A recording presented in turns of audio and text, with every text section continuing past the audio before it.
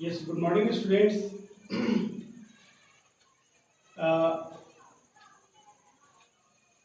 हमने एक YouTube channel बनाया है इस लॉकडाउन पीरियड में अपने स्टूडेंट्स को पढ़ाने के लिए, और बहुत अच्छा लग रहा है क्योंकि जो YouTube चैनल हम बनाए हैं उस पर अच्छे अच्छे कमेंट्स आ रहे हैं।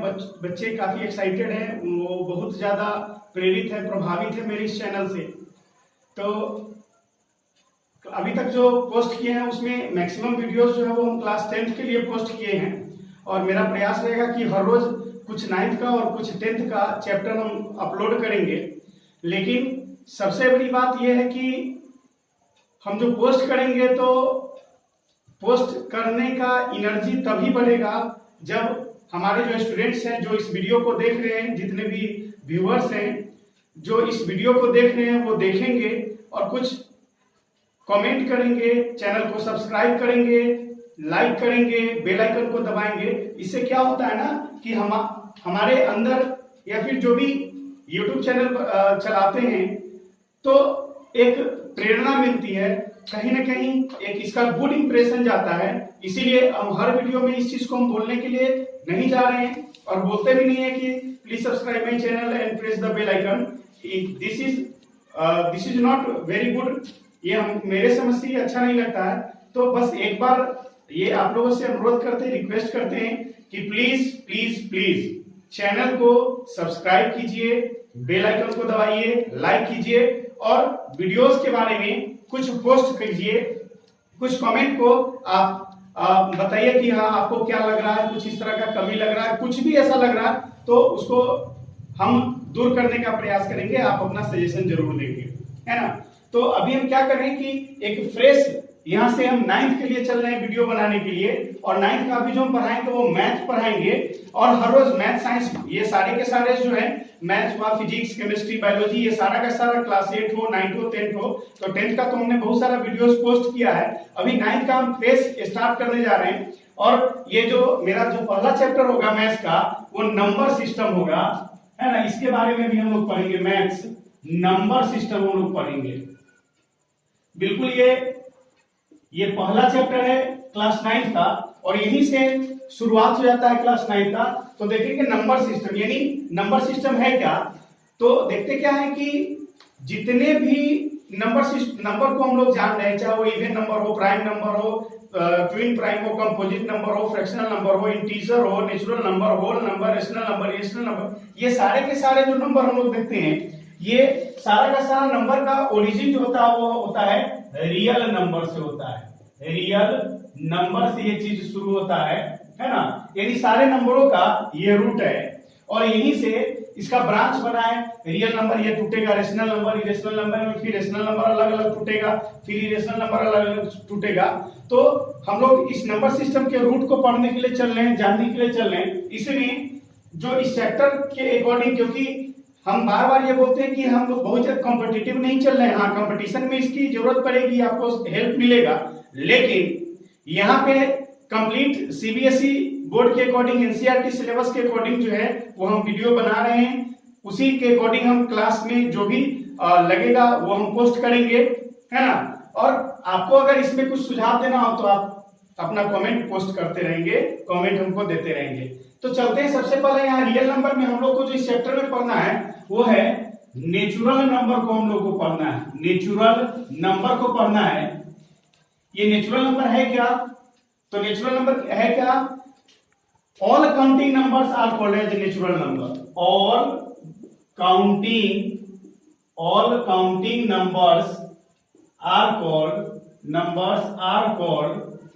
Called natural numbers. Natural numbers कहने का मतलब क्या है कि जितने भी गिनती की संख्या है वो सारे के सारे जो है वो उसको हम लोग बोलते हैं नेचुरल नंबर बोलते हैं। अब चाहे ये 1 हो, एग्जांपल के तौर पे देखेंगे 1 2 3 से लेकर के इंफिनिटी तक के नंबर को हम लोग नेचुरल नंबर बोलते हैं, ठीक है। उसके बाद जो सेकेंड हम लोग देखेंगे ये है हमारा होल नंबर। होल नंबर है, और होल नंबर किसको बोलते हैं? तो all counting numbers including zero. All counting numbers including including zero is called whole number, is called whole number। कहने का मतलब क्या है कि जितने भी गिनती का संख्या, गिनती हम लोग शुरू कहां से करते हैं, एक से करते हैं जनरली, लेकिन एक से तो शुरू करेंगे और उसके साथ साथ अगर हम लोग जीरो को इंक्लूड कर देते हैं, जीरो को ऐड कर देते हैं, तो वो हमारा बन जाता है होल नंबर। और यहाँ पे एग्जांपल में हम लोग देखेंगे क्या, 0 1 2 3 से लेकर के इंफिनिटी तक के नंबर को हम लोग बोलते हैं होल नंबर। दो चीज हम लोग जाने। अब तीसरा चीज जो है, ये इंटीजर को हम लोग जानेंगे, इंटीजर्स। तो क्या है इंटीजर, क्या है, ये all whole numbers and negative of natural number. कहने का मतलब क्या है कि जितने भी काउंटिंग नंबर हैं, negative of counting numbers and zero, ये सारे के सारे को हम लोग बोलते हैं इंटीजर्स। जैसे यहाँ पे एग्जांपल में हम लोग लिखते हैं, इसका डेफिनेशन आप खुद से लिख सकते हैं, क्या है कि all counting numbers and all counting numbers negative of counting numbers including zero are called integers. यहाँ पे एग्जांपल में हम लोग देखते हैं कि जीरो हुआ 1 2 3 4 से लेकर के इंफिनिटी तक, और वैसे ही इधर -1 -2 -3 से लेकर के इंफिनिटी तक के नंबर को हम लोग इंटीजर्स बोलते हैं। तो ये तीन नंबर्स को अभी हम लोग जानेंगे और इसके अकॉर्डिंग हम लोग आगे चलने का प्रयास करेंगे, चलते चलेंगे। तो यहाँ पे तो ये हम लोग देख लिए natural number, whole number, integers. एक वीडियो हम डाले हुए हैं, आप गौर करेंगे, पीछे जाकर के देखेंगे तो नंबर लाइन रिप्रेजेंटेशन नामी, वो इसलिए हम क्लास उसमें नहीं लिखे थे क्योंकि वो क्लास 8 में भी काम में आएगा, क्लास 9th में भी काम में आएगा, इसलिए हम क्लास उसमें नहीं लिखे थे। तो इतने नंबर्स को जानने के बाद आपको नंबर लाइंस पे कैसे नंबर को रिप्रेजेंट करते हैं, अब वो होल नंबर हो सकता है, कहने का तो वो इंटीजर हो सकता है, वो फ्रैक्शनल नंबर हो सकता है, मिक्स्ड फ्रैक्शन हो सकता है, कैसे पोस्ट करना है वो सारा उस वीडियो में डाले हुए हैं। बैक में जाकर के दूसरे वीडियो के माध्यम से आप उसको देखेंगे, आपको ज्यादा समझ में आएगा। अगर कोई दिक्कत रहेगा तो आप हमको बताएंगे। क्लियर? अब आगे जो हम लोग पढ़ेंगे, ये तो हम लोग देख चुके हैं, इतना चीज हम लोग जान चुके हैं। अब एक टेक्निक यहाँ पे बता रहे हैं कि इसके बाद यानी नंबर लाइन रिप्रेजेंटेशन के बाद कि बोलेगा कि इंसर्ट वन इंटीजर्स या वन नंबर या फिर टू नंबर या फिर 5 number between the given number. जैसे कोई क्वेश्चन देता है कि find 4 rational numbers between, question यहाँ पे क्वेश्चन के माध्यम से हम अभी डिस्कस करेंगे कि बोला कि फाइंड 2 नंबर्स या 3 नंबर्स या 4 नंबर्स बिटवीन, है ना, कोई नंबर ले लेते 2 and 3, है ना। तो यहाँ पे देखते हैं कि अगर 1 या 2 या फिर 3 के संख्या में देता है, कम संख्या में देता है, जैसे पहले क्वेश्चन हम लिख देते हैं यहाँ पे कि फाइंड 2 रेशनल नंबर्स, 2 नंबर्स लिखते हैं, 2 नंबर्स बिटवीन 2 and 3। अगर ये क्वेश्चन दिया है तो इसको हम लोग कैसे ये करेंगे, सॉल्व करेंगे। यहाँ पे 2 टेक्निक है, एक सिंपल टेक्निक के माध्यम से हम बता रहे हैं, है ना, कि इस दोनों के बीच में, जैसे ये नंबर लाइन हम लोग लेते हैं, इधर 0 है, 1 है, 2 है, 3 है। अगर इस दोनों के बीच में, 2 और 3 के बीच में बोला कि 2 नंबर यहाँ पे पोस्ट करने के लिए, इंसर्ट करने के लिए, तो कैसे करेंगे। तो इसके लिए एक फॉर्मूला आता है, और वो फॉर्मूला क्या है, फॉर्मूला है 1/2 into x plus y। ये फॉर्मूला होता है, इसी फॉर्मूला पे हम लोग सॉल्व करते हैं, बनाते हैं। अब x और y किसको मानेंगे, तो यहाँ पे क्वेश्चन में दिया ना कि फाइंड 2 नंबर्स बिटवीन 2 and 3, तो 2 को हम लोग x बोलते हैं और 3 को हम लोग y बोलते हैं। तो नंबर हम लोग को मिल गया 2 and 3। अब इसको हम लोग कैसे सॉल्व करेंगे, तो इसी फॉर्मूला पे हम लोग डालेंगे, क्या हो जाएगा कि 1/2 into x का वैल्यू क्या है, 2 है, प्लस y का वैल्यू क्या है, 3 है। अब इसको सॉल्व करेंगे तो क्या हो जाएगा 1/2 इंटू क्या हो जाएगा 3 + 2 5 हो जाएगा, और इसको सॉल्व करेंगे तो हो जाएगा 5/2, यानी इसके बीच में एक नंबर हमको निकल गया, क्या 5/2 निकल गया। उसी तरीके से एक नंबर हमको निकल गया। अब दूसरा नंबर निकालना है, तो दूसरा नंबर निकालने के लिए ये तो x है ही, और दूसरा नंबर निकालने के लिए इसको हम लोग क्या बना लेंगे, y बना लेंगे। या फिर आप अपने सहूलियत के हिसाब से इसको अगर 5/2 को x बनाते हैं तो 3 हमारा y है, इस तरीके से आप निकाल सकते हैं। तो यहाँ पे हम लोग दूसरा नंबर कैसे निकालेंगे, फॉर्मूला तो वही है 1/2, और फॉर्मूला x + y है, तो x का वैल्यू यहाँ पे क्या हो जाएगा 2, और प्लस y का वैल्यू क्या है 5/2 है, 2 है। अब इसको हम लोग सॉल्व करेंगे कैसे, तो यहाँ पे लिखेंगे 1/2 इंटू कुछ नहीं है, तो यहाँ पे फ्रैक्शन में इसको कन्वर्ट कर दिया, 1 2 का एलसीएम हो जाएगा 2 और 2 1 जा 2 तो यानी 2 2 जा 4 और प्लस 5 इसको हम लोग सॉल्व करेंगे तो 1/2 into 5 4 9/2 और ये निकल जाएगा क्या 9/4। ये हमारा दूसरा रेशनल नंबर निकल गया। दूसरा नंबर निकल गया किसके बीच में निकला, इसके 2 और 5/2 के बीच में निकला 9/4। वैसे ही आप चाहेंगे तो इसके बीच में भी निकाल सकते हैं। और दो ही क्यों, क्वेश्चन में दिया है 2 इसीलिए हम लोग यहाँ पे 2 निकाल रहे हैं। आप चाहे तो 2000 निकाल सकते हैं, 2 लाख निकाल सकते हैं, 2 करोड़ निकाल सकते हैं। कहने का ये मतलब है कि यहाँ पे कोई 2 नंबर के बीच में कितने नंबर होते हैं, तो इनफाइनाइट नंबर्स होते हैं यहाँ पे, है ना। इसी को हम लोग दूसरे तरीके से सॉल्व करते हैं कि अगर दे दिया कि find rational numbers between 2 and 3, तो find 50 rational numbers between 2 and 3, find 100 rational numbers between 2 and 3। तो यहाँ पे हम लोग कैसे सॉल्व करेंगे, तो इसके लिए हम लोग एक आसान फॉर्मूला लेते हैं। इस फॉर्मूला से भी वो बनेगा। अगर 50 निकालने के लिए दिया है क्वेश्चन में, अगर 100 निकालने के लिए दिया, 500 निकालने के लिए दिया, फिर भी इसी फॉर्मूला से बनेगा। लेकिन ये थोड़ा सा क्या है, लेंदी है। बनाने में तो इजी लगता है लेकिन ये थोड़ा सा लेंदी है, यानी आपको बनाते एक ही क्वेश्चन बनाने में बहुत ज्यादा समय लगेगा। तो उस चीज को रिमूव करने के लिए यहाँ पे क्या इस क्वेश्चन में भी हम लोग बना सकते हैं, लेकिन हम क्या करें यहाँ पे एक रेशनल नंबर के माध्यम से हम लोग सॉल्व करते हैं ताकि आपको समझ में आएगा। इसके बाद हम रेशनल नंबर पे चर्चा करेंगे, है ना। जैसे कोई क्वेश्चन हम लोग ले लेते हैं कि find 5 rational numbers between 3/5 and 2/3, है ना। फाइंड, मान लेते हैं कि 5 यहां पे लिख देते हैं, 5 रेशनल नंबर्स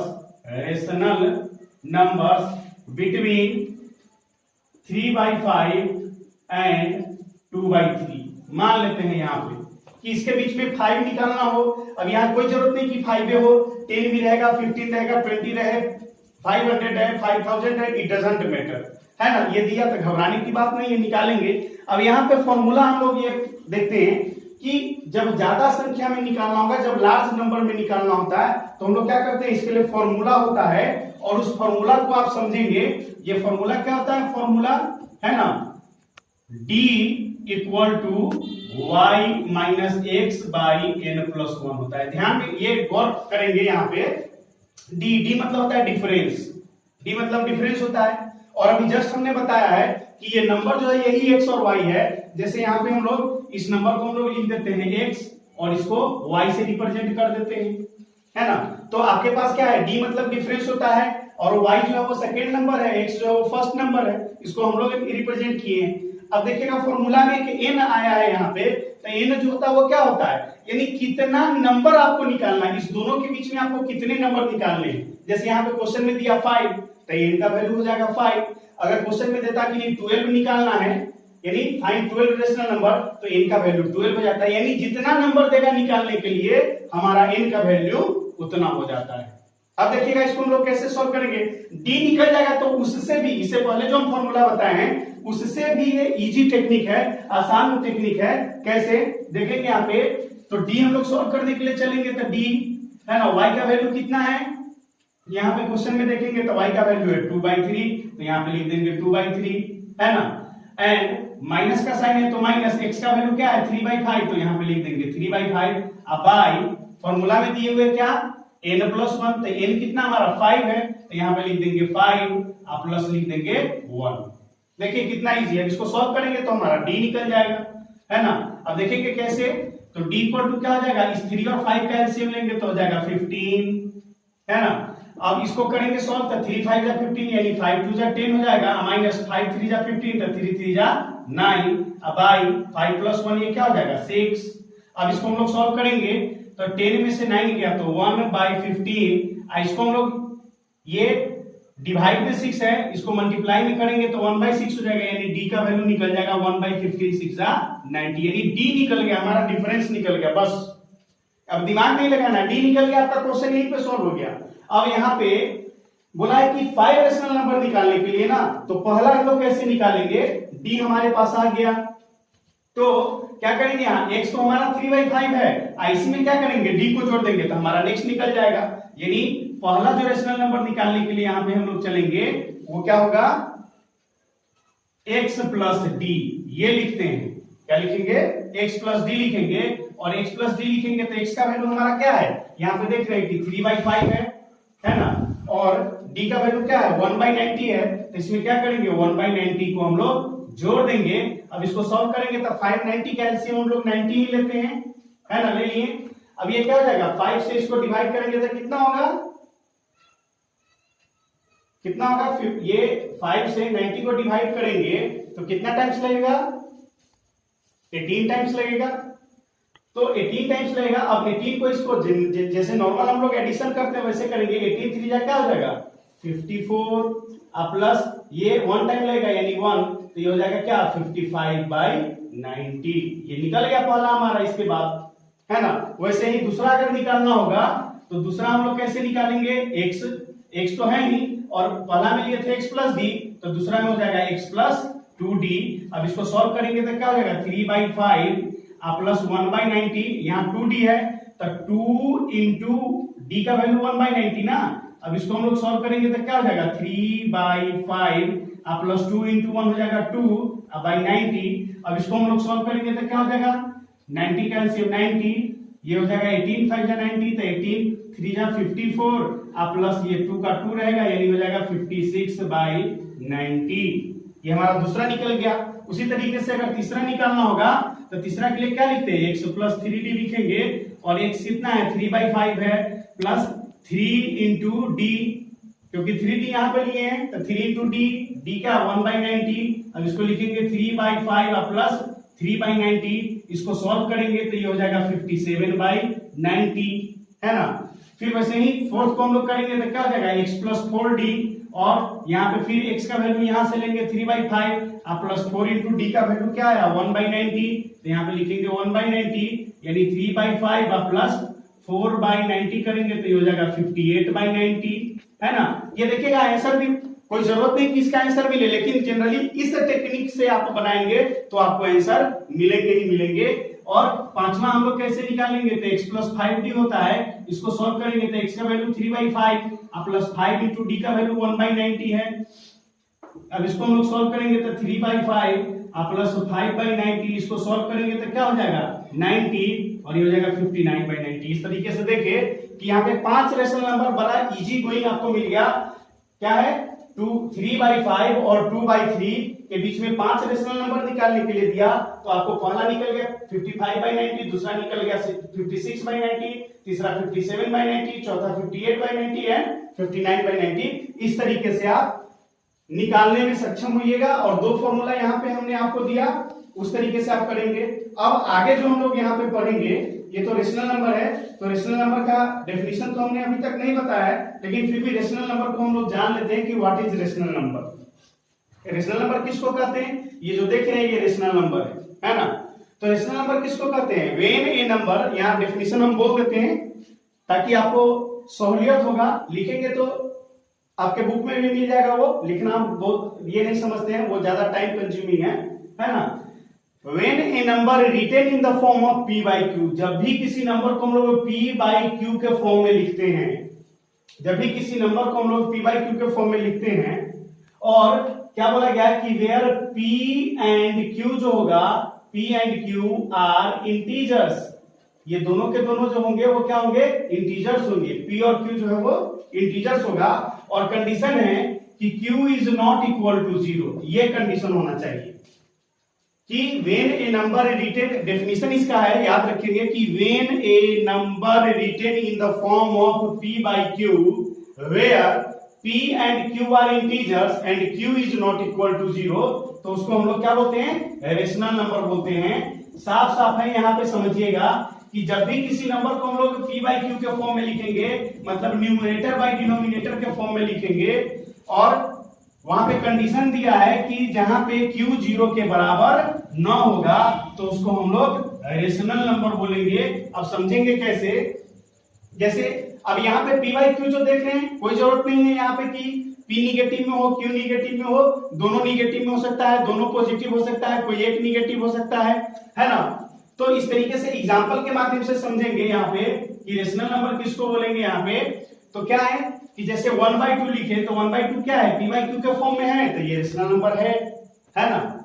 1/2 जो है वो p बाई क्यू के फॉर्म में है, q जीरो के बराबर नहीं है यानी डिनोमिनेटर जीरो के बराबर नहीं है, तो ये रेशनल नंबर में है, यस है ना। दूसरा -1/2 लिखते हैं तो क्या देख रहे हैं कि p भी इंटीजर है और q भी इंटीजर है और q जीरो के बराबर नहीं है, तो ये भी क्या है, इंटीजर है, यस है ना। वैसे ही अगर 1/-2 लिखते हैं, ये भी देख रहे हैं कि इसका भी p इंटीजर है, q भी इंटीजर है और q जीरो के बराबर नहीं है, तो ये भी क्या है, रेशनल नंबर है, तो हाँ है। उसी में अगर -1/-2 लिखते हैं, अब देख रहे हैं कि ऊपर वाला भी इंटीजर है, नीचे वाला भी इंटीजर है, दोनों इंटीजर है और ये नीचे डिनोमिनेटर जो है वो जीरो के बराबर नहीं है, तो ये भी क्या है, रेशनल नंबर है। लेकिन यहाँ पे अगर 1/0 लिख देंगे तो क्या हो जाएगा कि इंटीजर तो है, दोनों इंटीजर है, लेकिन क्या है कि q का वैल्यू जीरो के बराबर यहाँ पे आ गया, तो ये जो है वो रेशनल नंबर नहीं है। ये रेशनल नंबर अभी आपको बताएं। इस तरीके से हमारा मैथ्स का एक सेगमेंट यहाँ पे खत्म हो रहा है, लेकिन क्या है कि इसके बाद भी हम लोग को पढ़ना है ना, इक्विवेलेंट रेशनल नंबर किसको बोलते हैं, ये सब चीज जानना है। रेशनल नंबर तो हम लोग जान ही गए हैं, इक्विवेलेंट रेशनल नंबर किसको बोलते हैं, तो दो रेशनल नंबर जिसका वैल्यू सेम होगा उसी को हम लोग इक्विवेलेंट रेशनल नंबर बोलते हैं। इक्विवेलेंट रेशनल नंबर किसको बोलेंगे, तो दो rational number, the two rational number whose values are equal is known as equivalent rational number। जैसे एग्जांपल के तौर पे समझेंगे, इक्विवेलेंट रेशनल नंबर यहाँ पे लिखते हैं, रेशनल नंबर है ना।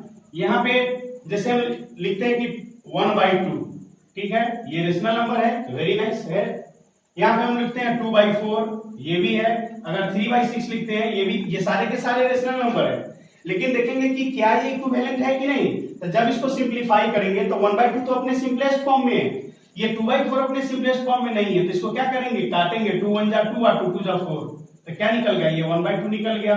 ये 3/6 जो देख रहे हैं, इसको काटेंगे तो क्या हो जाएगा, ये 1/2 के फॉर्मेट में आ जाएगा। यानी सब देख रहे हैं 1/2 1/2 1/2, ये सब जो देख रहे हो ये क्या है, अपने सिंपलेस्ट फॉर्म में है। और 1/2 लिखे, चाहे 2/4 लिखे, चाहे 3/6 लिखे, ये सारे के सारे क्या है, अपने सिंपलेस्ट फॉर्म में आ रहा है, सबका वैल्यू 1/2 ही आ रहा है। तो इन सारे फ्रैक्शनों को हम लोग इक्विवेलेंट फ्रैक्शन बोलते हैं। क्या बोलेंगे, इक्विवेलेंट फ्रैक्शन हम लोग बोलेंगे, ठीक है। अब दूसरा जो है, इसके बाद जो जानना है कि simplest form of a rational number, कोई भी रेशनल नंबर का सिंपलेस्ट फॉर्म हम लोग को देखना है ना। कैसे समझेंगे, अभी रियल नंबर चैप्टर पढ़ा रहे हैं, है ना, रियल नंबर में ही बहुत कुछ पढ़ना है। हम तो वीडियो यहाँ पे पोस्ट करेंगे, लेकिन आप लोग बनाएंगे, चैप्टर को बनाएंगे, और चैप्टर से रिलेटेड अगर कोई प्रॉब्लम होगा तो उस प्रॉब्लम को आप कमेंट बॉक्स में लिखेंगे, है ना। चैनल को जरूर सब्सक्राइब करेंगे, हम बार बार बोल रहे हैं, ताकि उससे हमारे पढ़ाने का इफिशियंसी बढ़े। तो अभी जो हम लोग पढ़ रहे हैं क्या है, simplest form of a rational number, ये हम लोग को जानना है। Simplest form of a rational number, rational number, जैसे हम लोग कोई रेशनल नंबर लिखते हैं ना, यहाँ पे जैसे मान लेते हैं कि यहाँ पे लिखे 55/110, लिख दिए, कोई बात नहीं, ये रेशनल नंबर तो है, ये रेशनल नंबर है।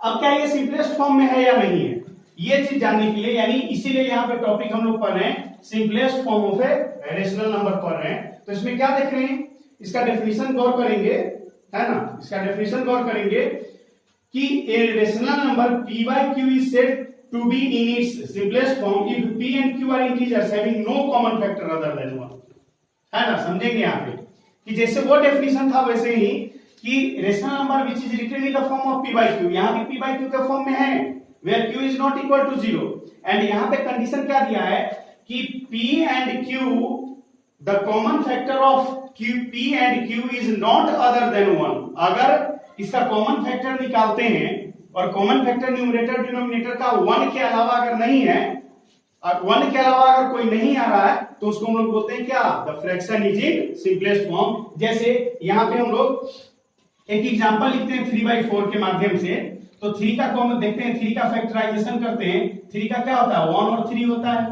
4 का क्या होगा, 1 2 4 ये होता है। अब देखिए कि 3 का फैक्टर 1 3 है और 4 का फैक्टर 1 2 4 है, तो इसमें क्या देख रहे हैं कि दोनों में कॉमन फैक्टर क्या आ रहा है, सिर्फ 1 आ रहा है, दोनों में कॉमन क्या आ रहा है, सिर्फ 1 आ रहा है। और जैसे ही 1 आ रहा है तो ये क्या हुआ, the fraction is in simplest form. पता चल गया यहाँ पे कि 3/4 जो है वो सिंपलेस्ट फॉर्म में है, लेकिन यहाँ जो 55/110 लिखे हैं तो इसका प्राइम फैक्टराइजेशन करेंगे तो देखेंगे क्या यहाँ पे कि 55 1 से भी डिवाइड होगा, 5 से डिवाइड होगा, 11 से डिवाइड होगा और 55 से डिवाइड होगा। ठीक है, दूसरा हम लोग देखते हैं कि 110 जो 1 से डिवाइड होगा, 2 से डिवाइड होगा, 5 से डिवाइड होगा, 10 से डिवाइड होगा, 11 से डिवाइड होगा, ऐसे करते करते चलते हैं तो क्या होगा, ये फिर 55 से भी डिवाइड होगा और 110 से भी डिवाइड होगा। आप देखिए यहाँ पे कि 1 भी कॉमन फैक्टर आ रहा है, इसका 5 भी कॉमन फैक्टर आ रहा है ना, उसका 11 भी कॉमन फैक्टर आ रहा है और 55 भी। अब देखिए यहाँ एक से ज्यादा है। डेफिनेशन में हम लोग पढ़े थे कि the fraction is in simplest form when the common factor is not other than 1, यानी 1 के अलावा कोई फैक्टर नहीं होना चाहिए, तो वो सिंपलेस्ट फॉर्म में है। यहाँ पे क्या है कि 55/110 को देख रहे हैं कि 1 भी इसका कॉमन फैक्टर हो रहा है, 5 भी कॉमन फैक्टर हो रहा है, 11 भी कॉमन फैक्टर हो रहा है और 55 भी कॉमन फैक्टर है, यानी 1 के अलावा भी इसके कॉमन फैक्टर हो रहे हैं। That's why this 55/110 is not in simplest form. Clear? यहां तक हमको लगता है कि आप सब लोग को समझ में आ गया होगा, है ना। अब इसके बाद हम लोग जो देखना है रेशनल नंबर, हम लोग देखिए ये सारा का सारा चीज हम लोग देख लिए, है ना। अब इसके बाद जो हम लोग को पढ़ना है कि कैसे, मतलब इरेशनल नंबर के बारे में हम लोग पढ़ेंगे, है ना। लेकिन इरेशनल नंबर को पढ़ने से पहले हम लोग 2-3 चीजों को जानेंगे कि टर्मिनेटिंग डेसिमल किसको बोलते हैं। टर्मिनेटिंग डेसिमल किसको बोलते हैं को हम लोग जानेंगे, है ना। टर्मिनेटिंग डेसिमल अब जो हम लोग पढ़ेंगे वो टर्मिनेटिंग डेसिमल है। तो टर्मिनेटिंग डेसिमल किसको बोलते हैं कि a decimal that ends after a finite number of digit is called terminating decimal, है ना। टर्मिनेटिंग डेसिमल, टर्मिनेटिंग लिखते हैं यहाँ पे डेसिमल, है ना, ये किसको बोलते हैं। तो क्या है इसका डेफिनेशन कि decimal that ends after a finite number of digits, है ना। मतलब वैसा जैसे हम लोग लिखते हैं कि 1/4 लिखे, है ना। अब इसको हम लोग डिवाइड करेंगे तो इसका वैल्यू क्या आएगा, 0.25 आएगा। तो वैसा डेसिमल जो किसी खास अंतराल के बाद पूरा का पूरा क्या जाता है, इंड कर जाता है ना। बोला है ना यहाँ पे कि ends after a finite number of digit, यानी क्या हो रहा है यहाँ पे कुछ खास डिजिट के बाद ये इंड हो रहा है और जैसे ही कुछ खास डिजिट के बाद ये इंड होगा तो इसको हम लोग बोलेंगे, क्या बोलेंगे, टर्मिनेटिंग डेसिमल बोलेंगे। उसी तरीके से हम लोग देख रहे हैं यहाँ पे दूसरा एग्जांपल हम लोग लिखते हैं 5/8, है ना। तो इसको हम लोग डिवाइड करेंगे, 1 से 5 को डिवाइड करेंगे तो क्या हो जाएगा, 1 से 5 को डिवाइड करेंगे 0 टाइम्स 8 6 जा 48, है ना। काटेंगे 2 पॉइंट दिए हुए 0, 8 2 जा 16, है ना। 4 आया 0, 8 5 जा 20, यानी यहाँ पे निकल गया क्या, 0.625 निकल गया। अब यहाँ पे समझेंगे कि ये जो है वो क्या है, टर्मिनेटिंग डेसिमल है। मतलब क्या कि ये किसी खास अंक के बाद, कुछ खास डिजिट के बाद ये पूरा का पूरा जो वो क्या हो जाता है, कट जाता है, समाप्त हो जाता है। इसके बाद कुछ रिमाइंडर बच नहीं रहा है। रिमाइंडर यहाँ पे क्या हो रहा है, 8 5 जा 40 हो रहा है, यानी ये पूरा का पूरा कट जा रहा है। दैट मींस क्या कि इसको हम लोग बोलते हैं टर्मिनेटिंग डेसिमल। क्या बोलेंगे इसको, टर्मिनेटिंग डेसिमल बोलेंगे। तो टर्मिनेटिंग डेसिमल समझ गए, है ना। अब दूसरा यहाँ पे देखते हैं कि टर्मिनेटिंग डेसिमल हम लोग किसको बोलते हैं, ये भी गौर कीजिएगा, समझिएगा कि टर्मिनेटिंग डेसिमल किसको बोलते हैं। तो इसके लिए क्या है, ये इंपॉर्टेंट रूल के तौर पे बताया गया है। बताते हैं उसको क्या कि rational number p/q is expressible as a terminating decimal only when prime factors of q are 2 and 5 only, है ना। यहाँ पे तो हम डिवाइड करके देखे हैं, लेकिन क्या है कि कोई रेशनल नंबर जो है वो टर्मिनेटिंग डेसिमल है या नहीं है, तो उसके लिए क्या है, सबसे बेस्ट रूल दिया गया है कि डिनोमिनेटर जो हम लोग देखते हैं, डिनोमिनेटर का फैक्टर सिर्फ और सिर्फ 2 या 5 होगा। समझेंगे, गौर करेंगे, यहाँ पे शब्द पे ध्यान देंगे कि किसको हम लोग बिना कैलकुलेशन का, बिना सॉल्यूशन का, बिना सॉल्व किए हुए हम लोग कैसे बताएंगे कि कोई रेशनल नंबर जो वो टर्मिनेटिंग डेसिमल है या नहीं है। तो हम लोग को देखना क्या है कि जैसे एग्जांपल के तौर पे हम लोग कुछ ले लेते हैं और 3/4 ले लेते हैं, 7/20 ले लेते हैं, है ना। यहाँ पे देखते हैं 3/4 हुआ, 7/20 हुआ, है ना, 5/15 हुआ, ये सब कुछ हम लोग लिख रहे हैं। अब इसमें बिना मतलब सॉल्व किए हुए हम लोग को देखना है कि क्या इसमें टर्मिनेटिंग है या नहीं है। तो गौर करेंगे यहाँ पे टर्मिनेटिंग हम लोग कैसे देखेंगे कि जो डिनोमिनेटर है, न्यूमरेटर से हम लोग को कोई लेना देना नहीं है, न्यूमरेटर से हम लोग को किसी तरह का कोई मतलब नहीं है, हम लोग को देखना है डिनोमिनेटर को, है ना, कि डिनोमिनेटर का फैक्टर क्या निकल रहा है। गौर करेंगे, ध्यान में रखेंगे कि डिनोमिनेटर का जब हम लोग प्राइम फैक्टराइजेशन करते हैं तो अगर इसका फैक्टर्स या तो सिर्फ 2 होगा, या फिर सिर्फ 5 होगा, या फिर सिर्फ 2 और 5 होगा, बस ये 3 कंडीशन याद रखिएगा कि डिनोमिनेटर का प्राइम फैक्टराइजेशन करते हैं। तो जैसे यहां पे देख रहे हैं क्या कि 4 का प्राइम फैक्टराइजेशन करेंगे तो इसका फैक्टर क्या हो जाएगा 1 और 2, ये निकलेगा, इससे डिवाइड हो रहा है ना, ये इससे डिवाइड हो रहा है, 2 से डिवाइड हो रहा है, 4 को करते हैं ना तो 2 2 जा 4, यानी सिर्फ इसमें 2 आ रहा है। 20 हम लोग लिखते हैं तो 20 में क्या हो रहा है, 2 से करेंगे 2 से 10 और 2 से 5 आ रहा है, इसमें मतलब इसमें क्या आया, इसमें 2 आया और इसमें क्या आ रहा है 2 और 5 आ रहा है ना। और यहाँ 15 जो डिनोमिनेटर देख रहे हैं तो इसको हम लोग करते हैं 3 5 15, मतलब इसमें क्या आ रहा है कि 3 और 5 आ रहा है, समझ लीजिए। तो इसमें क्या है, सिर्फ 2 आ रहा है, तो 2 आ रहा है तो ये क्या है, ये टर्मिनेटिंग डेसिमल है, क्योंकि सिर्फ 2 है ना। वैसे ही अगर सिर्फ 5 रहता तो भी वो टर्मिनेटिंग डेसिमल होता, है ना। यहाँ पे जो दूसरा हम एग्जांपल देख रहे हैं कि इसमें 2 भी है और 5 भी है, तो दोनों है, इसलिए ये भी क्या है, टर्मिनेटिंग डेसिमल है ना। लेकिन यहाँ पे क्या है, 15 जो हम लोग लिए हैं तो यहाँ पे क्या देख रहे हैं कि 5 तो है लेकिन इसके साथ साथ 3 भी आ जा रहा है। तो जैसे ही कोई दूसरा आया 2 और 5 के अलावा दूसरा आया तो क्या है, ये टर्मिनेटिंग डेसिमल नहीं है। ये बात ध्यान में रखेंगे, इसके बेस पे क्वेश्चन भी, इसके बेसिस पे आपको क्वेश्चन भी बनाने के लिए मिलेंगे। यहां तक समझ में आ गया हमको लग रहा है। उसके बाद है दूसरा जो हम लोग पढ़ेंगे, यहां तो टर्मिनेटिंग डेसिमल पढ़े हैं, दूसरा हम लोग को पढ़ना है रिपीटिंग और रिक्यूरिंग डेसिमल, इसी को बोलते हैं रिपीटिंग और रिक्यूरिंग डेसिमल हम लोग बोलते हैं, है ना। रिपीटिंग और रिक्यूरिंग डेसिमल कहने का मतलब क्या है कि रिपीटिंग डेसिमल किसको बोलते हैं, है ना। जैसे अगर हम लोग 10 को 3 से डिवाइड करते हैं, रिपीटिंग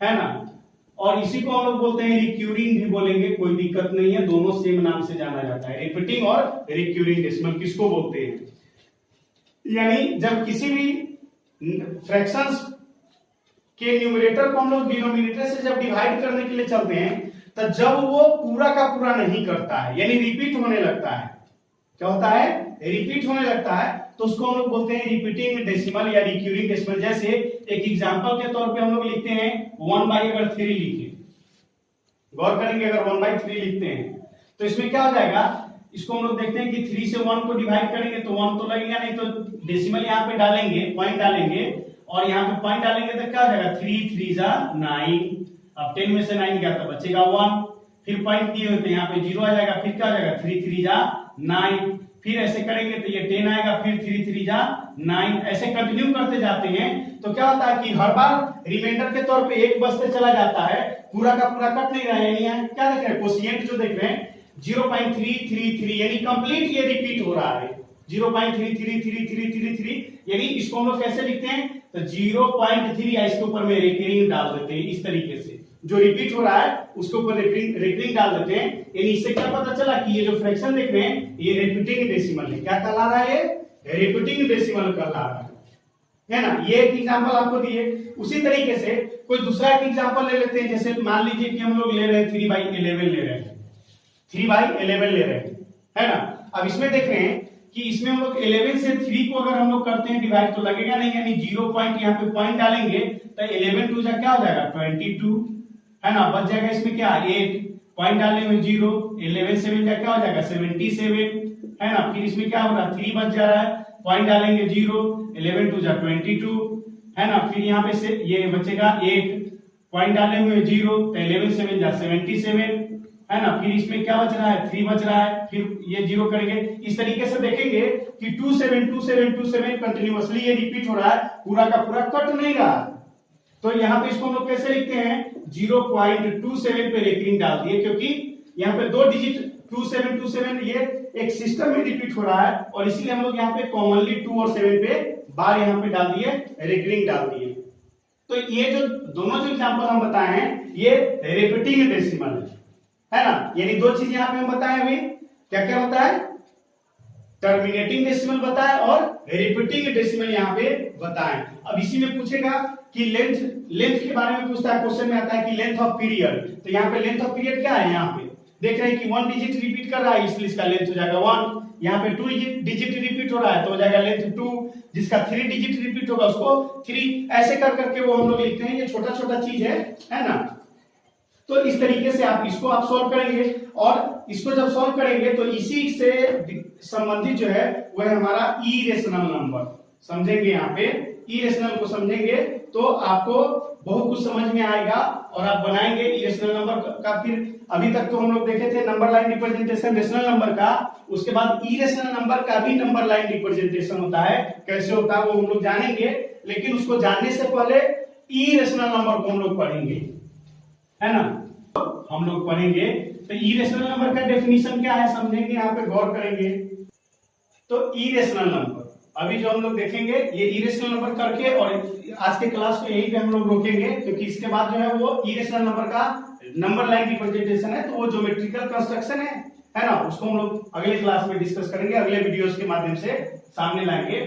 इरेशनल नंबर किसको कहते हैं, तो ए number which can neither be expressed as a terminating decimal, यानी वैसा नंबर जो ना ही तो टर्मिनेटिंग डेसिमल होगा और ना ही रिपीटिंग डेसिमल होगा, ना तो वो टर्मिनेट करे और ना ही वो रिपीट करे, दोनों चीज ध्यान में रखना है। अभी इससे पहले जो हम लोग देखे टर्मिनेटिंग डेसिमल को देखे कि डिवाइड करते हैं तो वो कहीं ना कहीं जाकर के कट जाता है ना।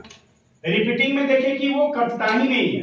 यहाँ पे क्या देख रहे हैं, इरेशनल नंबर जो कॉम्बिनेशन है कि वैसा नंबर जिसको ना तो हम लोग टर्मिनेटिंग डेसिमल के रूप में रिप्रेजेंट करेंगे और ना ही रिपीट करता हुआ, नहीं वो टर्मिनेट कर रहा है, नहीं वो पूरा पूरा डिवाइड हो रहा है, रेशनल नंबर वो पूरा का पूरा डिवाइड हो रहा है, और ना ही रिपीट हो रहा है, रिपीट भी नहीं हो रहा है, तो उसको हम लोग बोलते हैं इरेशनल नंबर। क्या बोलेंगे उसको, इरेशनल नंबर बोलते हैं। जैसे एग्जांपल के तौर पे यहाँ पे देखेंगे तो समझ में आएगा कि जैसे लिखिए 0.110111011111। अब देखिए ये एक नंबर हम यहाँ पे लिखे हैं, क्या है ये, इरेशनल नंबर है। कैसे है इरेशनल नंबर, तो ना ही तो ये टर्मिनेट कर रहा है, मतलब ना ही तो ये पूरा कट रहा है और ना ही ये रिपीट हो रहा है। देखिए यहाँ पे 1 1 है, 0 यहाँ पे क्या हुआ, 1 हो गया, फिर 0 यहाँ पे 4 को 1 हो गया, फिर इसके बाद क्या हो जाएगा 0। वैसे कर करके ना तो ये टर्मिनेट कर रहा है और ना ही ये रिपीट हो रहा है। जैसे एक और एग्जांपल के तौर पे देखेंगे यहाँ पे, है ना, कि 0.12 ऐसे देख रहे हैं। तो इसमें भी क्या देख रहे हैं कि ना ही तो ये टर्मिनेट हो रहा है, ना ही तो ये पूरा का पूरा कट रहा है और ना ही ये रिपीट हो रहा है। तो इसको हम लोग क्या बोलेंगे, नॉन टर्मिनेटिंग रेशनल नंबर, और इसी को हम लोग इरेशनल नंबर बोलते हैं। ये जो देखें एक प्रकार का ये क्या है, इरेशनल नंबर है। दूसरा जो देखेंगे यहाँ पे, दूसरा एग्जांपल जो देख रहे हैं, ये तो एक नंबर का दूसरा नंबर जो है कि जितने भी स्क्वायर रूट वाले नंबर है, जैसे यहाँ पे लिखते हैं √2, √3, √5, ये सारे के सारे जो वो क्या है, ये सारा का सारा इरेशनल नंबर है। जितने भी रूट वाले स्क्वायर रूट वाले नंबर हैं ये सारे के सारे इरेशनल नंबर है। तीसरा हम लोग देखते हैं कि क्यूब रूट, जितने भी क्यूब रूट, जैसे cube root 2, cube root 3, cube root 4, cube root 5, इस तरीके से देख रहे हैं, तो ये भी क्या है, ये इरेशनल नंबर है, क्योंकि हम लोग देखे हैं कि इसका वैल्यू भी जो वो क्या है, नॉन टर्मिनेटिंग और नॉन रिपीटिंग के बेसिस पे आता है। तो देखिए यहाँ पे 3 की स्क्वायर रूट वाला नंबर भी क्या है, इरेशनल नंबर है, क्यूब रूट वाला नंबर भी क्या है, इरेशनल नंबर है। और एक और चौथा जो हम लोग देखते हैं कि पाई का जो वैल्यू हम लोग लिखते हैं, पाई, ये पाई जो लिखते हैं, ये पाई क्या है, इरेशनल नंबर है। ये जो हम लोग पाई लिखे हैं, ये पाई जो क्या है, इरेशनल नंबर है, ये इरेशनल नंबर है, पाई इरेशनल नंबर है, क्योंकि इसका वैल्यू जो हम लोग सॉल्व करते हैं ना, तो ये आता है 3.14732, ऐसे कर करके कुछ आते जाता है। तो पाई का वैल्यू ये जो दिया हुआ है ये इरेशनल नंबर है, लेकिन पाई का जो एग्जैक्ट वैल्यू होता है वो 22/7, ये रेशनल नंबर है। इसमें कंफ्यूज मत होइएगा, ये वैल्यू रेशनल नंबर है, लेकिन पाई अपने आप में क्या है, इरेशनल नंबर है। तो इस तरीके से इरेशनल अभी आज मतलब इरेशनल नंबर तक हम लोग देखें, और अगले क्लास में इसका नंबर लाइन रिप्रेजेंटेशन यानी इरेशनल नंबर का कैसे नंबर लाइन रिप्रेजेंटेशन होता है उसको हम लोग पोस्ट करेंगे, यानी वीडियोस बना करके डालेंगे।